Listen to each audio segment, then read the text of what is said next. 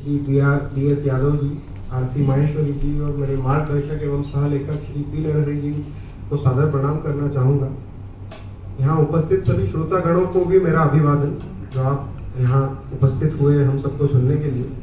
The topic of our today's discussion is importance of culture and what culture really is. And I would like to begin defining culture with this quote of Muriel Rixer, an American poet and writer, who used to say, "The world is not made up of atoms, it is made up of stories." And I literally believe कि दुनिया, ये ब्रह्मांड सिर्फ अणु और परमाणुओं से बना नहीं हो सकता, ये किस्से कहानियों से भी बना है। किस्से कहानियों का वही महत्व रहा होगा इस ब्रह्मांड को जोड़े रखने में, जो किसी मकान में ईंटों को जोड़े रखने के लिए सीमेंट का होता है। क्योंकि अगर ये ब्रह्मांड अणु और परमाणुओं से बना होता तो आप और हम सब हाड़ मांस के पुतले भर होते। पर क्या हम सिर्फ हाड़ मांस के पुतले भर हैं? मैं कहूँगा बिल्कुल नहीं। हम अपने पूर्वजों के अमर होने की जिज्ञासा, उनकी अभिलाषा के परिणाम भी हैं।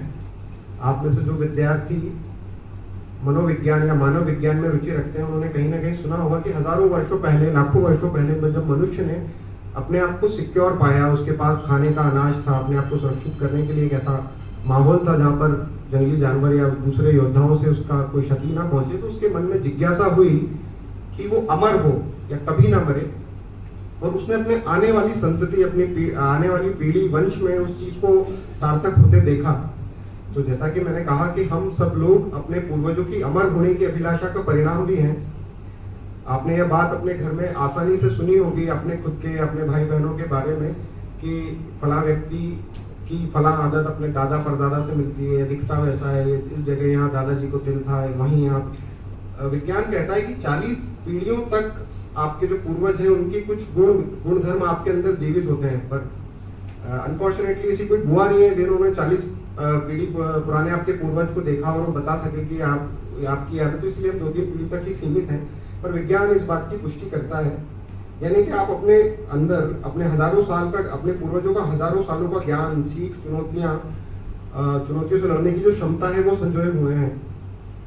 ऐसे पूर्वज जिन्होंने कई महामारी, कई बाढ़, कई भूकंप, न जाने कितने युद्ध झेले और उनसे अपने आप को सर्वाइव किया। सो that means every one of you present here is a survivor, everyone present here is a fighter, because those who were not are wiped out by force of nature.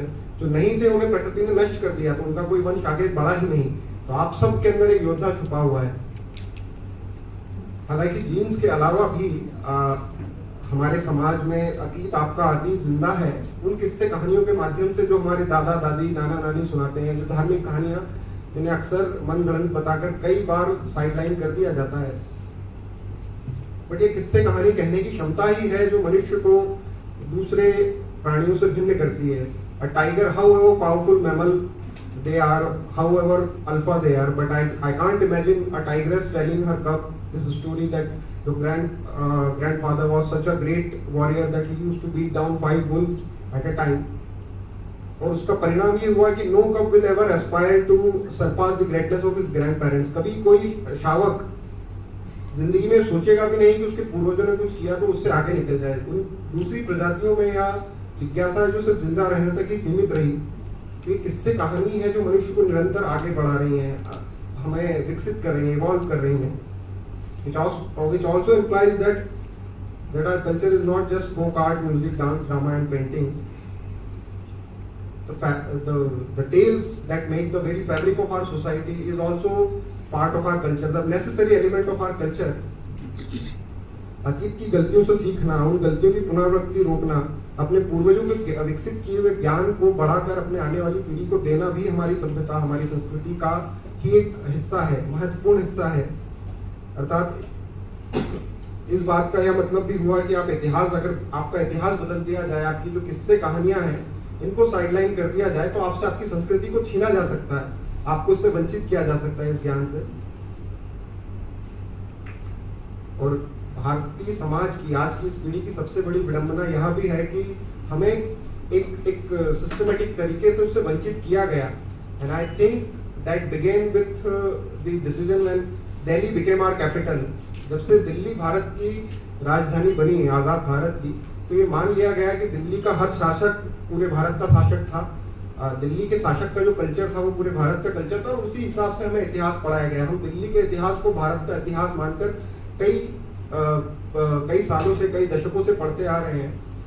और आप इतिहास पढ़ेंगे तो जानेंगे कि एक दो शासक, अकबर या औरंगजेब जैसे शासकों को अगर भूल जाएं, उनको साइड रखें, तो ज्यादातर जो दिल्ली के शासक थे उनका जो शासन था, उनका जो राज्य था, वो दिल्ली के आसपास के कुछ प्रांतों और कुछ गांवों तक सीमित था।